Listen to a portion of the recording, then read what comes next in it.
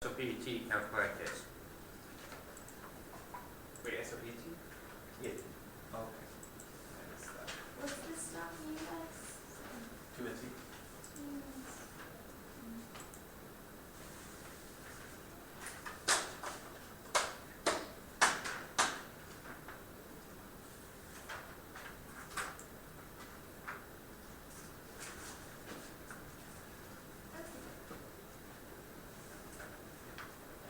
Just ready?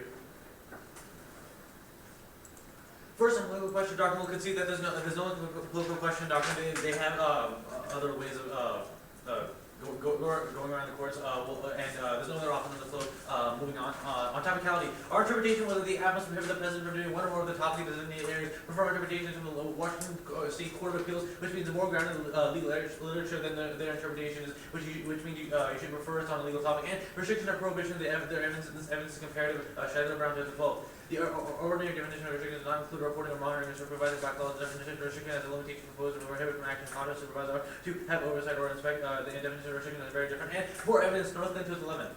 The term restriction shall mean a prohibited regulation. Any activity which is subject to restriction is prohibited, and no such activity shall be authorized. And the day they went back to make this violation, specifically in their inheritance, they clarified that the power that they're restricting is not inherently held within the president, rather is an undefined power which does not actually belong to the president, which means and the fact that they clarify where this power goes and not actually create a restriction on the president's power or his authority, and means that they still violate this. And vote negative, they exclude limits, lay that every little condition or regulation be topical, like they could something about the NDA or make it more difficult to for Obama to spend two more troops in Afghanistan to create a regulatory requirement on or conducting indefinite detention. That has to explode the research spread makes them possibly negative. Court engineers don't even check when they can make super small apps. Also, internal links, any of that often because they literally make it so that we can't debate them. And also makes the topic bi-directional. Absent prohibition makes clear conditions that increase authority, which means we have to be both app and neg while on the negative, which is unreasonable. Mayor 2001. When Congress tried to limit the president's ability to carry out intelligence operations by imposing authority provided the legislative recognition of the president's covert operation authority, the fact that Congress required the president to report was read by the court as congressional recognition of the president's right to conduct them. Congress' attempt to control executive action and foreign policy only provided first an unprecedented explicit authorization for executive prerogative. And reasonability is not a good standard for evaluating debates. It justifies judge intervention to decide what it is unreasonable, providing a clear outline of community consensus when needed links or limits argument. And it violates substantial independent voter for jurisdiction. Brennan 88.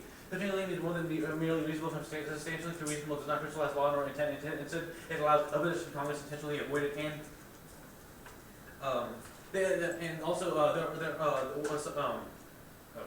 also, a computer interpretation is better than reasonability, specifically in the instance that you would not evaluate a dissent or a counterpoint or critique by simply saying that the app is better, the app is good enough, and therefore should win this round of presumption. No, the app has to prove why they outweigh or why they're better than the counterpoint, the dissent, and the critique. This should be applied to all forms of debate because it creates the most class and the most education, and it is the most legitimate argument that can be done this round. And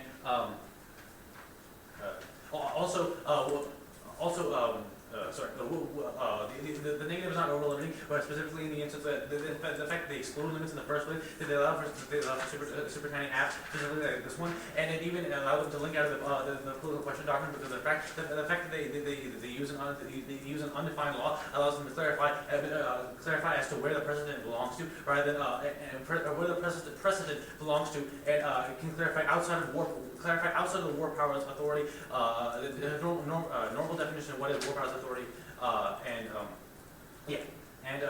onto the counterplan.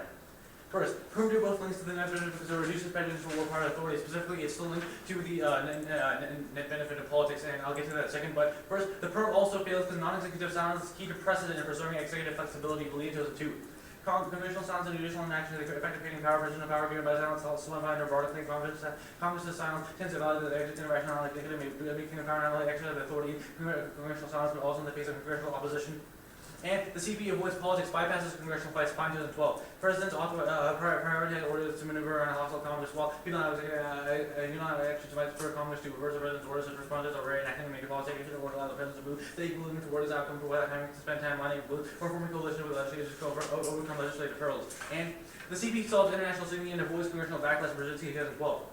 It is the President who has the greatest leeway for decisive action in foreign affairs. He is viewed as responsible as the ultimate definer of the goal that the United States should pursue the world. Sees him as the voice of America when no one in the government can match the President's authority voice when he speaks. Hey, acts for America. This is true union in the face. Congressional signatories quietly convey the right to support the President, and the President can establish credibility. And executive deference allows courts to review presidential actions to resolve the case. D 2010.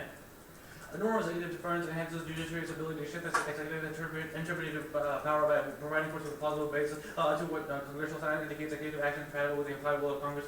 So for providing an example of a case in which a normal executive deference would have pursuing the executive interpretive power, Bush cited Congress at the appropriation of the war Iraq war as one source for its authority to continue military operations. Past practice of seeking additional authorization would have foreclosed the argument entirely. Bush's departure would have required him to overcome a presumption that he did not obtain additional authorization, but he cannot by providing evidence that represents regard this area as one in which the President and legislature have overlapping powers. The proposed framing would encourage courts to review executive claims of authorization more. Thus, you're going to vote for the conflict because extend the pause for removal evidence from the 1 and C. The conflict can solve 100% of the case, and also extend that they believe in two evidence inherently that the permutation cannot solve and permutation cannot solve, and the conflict is inherently better than the plan and the permutation because only congressional and judicial silence is key to actually promoting executive power when he enacts the executive order. And they say flexible decisions are better.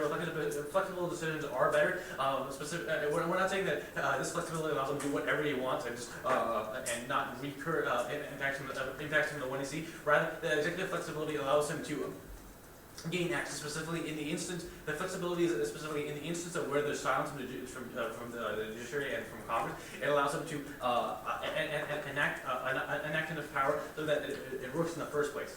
And onto case. First of all, on a case they're not very responsive. First of all, they say that they make these rollback arguments. We're not saying there are rollback arguments. Rather, we're saying that Obama circumvents the will circumvent the plan. He believes that he is bound any restraints or political doctrines. That makes the afterwards. That's the Levine evidence. And specifically, it's not a matter of him rolling, matter of the courts rolling back. Rather, it's a matter of the courts attempting to set a precedent, and the president will go around that precedent because he doesn't see that as a legitimate or authority against him. And because of that, the president will legitimize his military operations through other rules that results in worse counterterrorism policies that causes global war and extinction. Barnes 2012.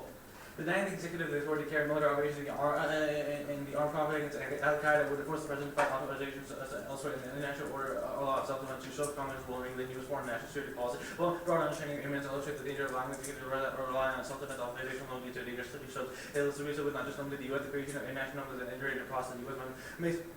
U.S. makes a significant contribution because of the outside influence the U.S. are not the international legal rights that is not prepared to see the prohibition, no expansive and open and interpretation of the right to self-defense, but to destroy the prohibition on the use of armed force. The result will be carried harmful to the U.S. national security and global stability. And extend the crouch to all 2013 evidence. Signing statement takes out the evidence. Specifically, Obama, when he sees his authority being attempting to be usurped by the courts or Congress, he established what he calls unitary executive theory, where he will simply disregard it in its entirety, and he won't say there's a legitimate authority against him, which means he will simply bypass that restriction. And they say that Obama will like the restriction, but Obama will always want to retain authority. It doesn't matter if he likes the app. Catch it all 2013. Presidents seek methods for avoiding constrained power. Seeking presidents are seen as a norm and ideal. Obama actually falls into the customary pattern. He's not giving the power. He's not going to give the power away. What Obama has not been able to achieve through deliberation, he has stipulated through signing statement that it has become pervasive with the executive branch that the constitution with the power of president with the pyramid. President, you signing statements he revised legislative intent or after the balance, also the balance of power, and has determined controls of executive power. And he'll fight to undermine your restriction recommend 11.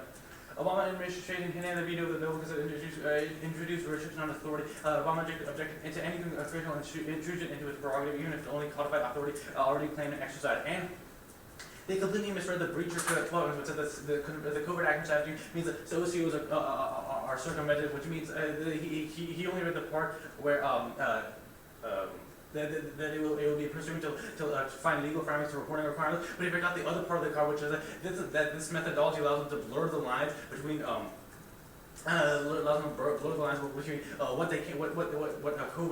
covert branches can and can't do. If anything, because of this card, if it independently will vote for the counterplan, because it means that the only way to actually redefine the covert action statute is through the counterplan, right? We will find them under the IAA's 1991 restrictions. Where is the breacher card on case?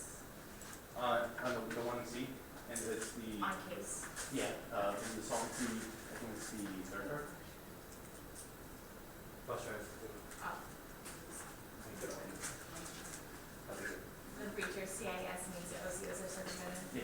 Okay.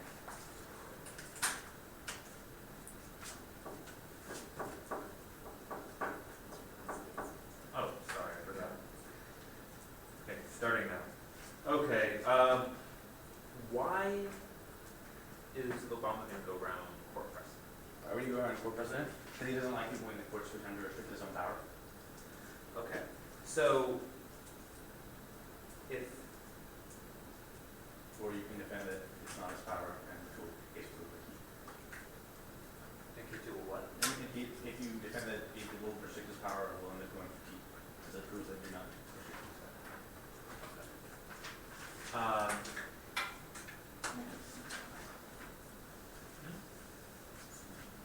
Okay, so how exactly are we, so why is reasonability a voter for you for jurisdiction? Can you explain that argument? Oh, the argument that Sean making is that there is a level of substantial that needs to happen within the beat, that in order when attempting to when attempting to change when attempting to follow the resolution, there has to be a certain amount of change that happens in terms of like what happens substantially. Like when you say that you reasonably do something, it doesn't happen to an extent. So if we don't address this reasonability point at all, you're gonna extend that and go for jurisdiction as a voter? It's not that jurisdiction is a separate voter. It's a voter as to why it's a voter for competing interpretations on that flow. It's not a separate voter. It's a voter why T should be out. So it's just why T should be evaluated, it's not gonna be an It's not independent an pull trigger on? No, okay, cool. So, if we can prove that Congress won't, do any intervention on the, like they won't restrict, at all on the counter plan, then would that, anyway, on the counter plan, why is there gonna be this silence? Why is there going to be silence? Yeah, why is there gonna be silence? No, what we're saying is that that silence in Congress and judiciary is key for executive orders to work, right? Okay. That inherently the plan cannot work with the counter plan because they would have to be a sense of judicial silence. Why should only one person speak on these things? Why? Yeah. In context to us, in context to the counter. Yeah, no, like, why should only the president speak on with these orders of we're making? Specifically, well, one, he has, I mean, it's his own war powers, so he understands it the best, he would have the best methodology for restriction. Okay, so is it the responsibility of the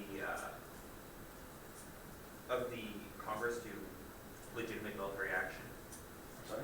to like authorize military action? I mean, in what sense? Are you talking about just generically like Yeah. constitutionally? Yeah, like I mean- authorize military action. That's kind of the only answer. Yeah, sure. I guess it doesn't matter in terms of how we. Oh, it how- Then who's responsible? Alright, that is time though. Okay, yeah, do you mind if I just continue this in the prep? Yeah, I'll start your breath time as well. Okay, what's the prep start at? 743. Thank you. Yeah, so like, whose is that? What, no. Oh, wait, no, you have one in our, I'm sorry, I forget. Okay, yeah,